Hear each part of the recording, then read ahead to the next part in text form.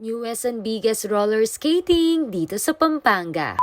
Hey, it's me, Bads Veron. It's another day, another ka-vlog-vlogan.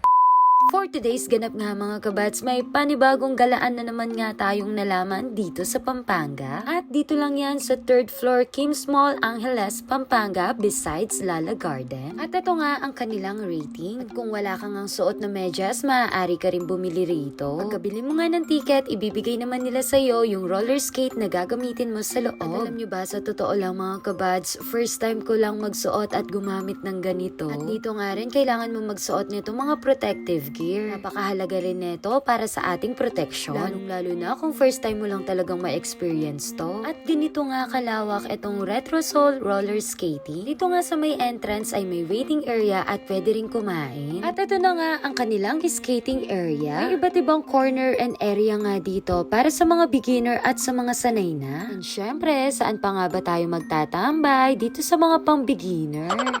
Diyos me, sa totoo lang, konti na lang talaga. Gusto ko nang matapos yung oras ko.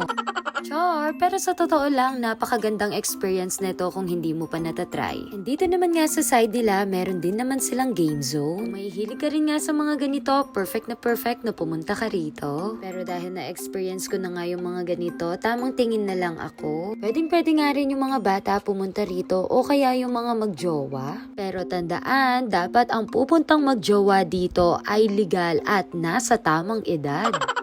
Char, pero sa totoo lang, pwede rin gawin itong pang date. By the way, kung ano po yung nakikita nyo dito sa video, eto na nga yung itsura nitong game zone. At dito naman sa corner, meron na rin silang karaoke at photo booth. At yun lamang po, kung gusto nyong matry ito, walang iba, dito lang yan sa Kim's Mall, Angeles, Pampanga.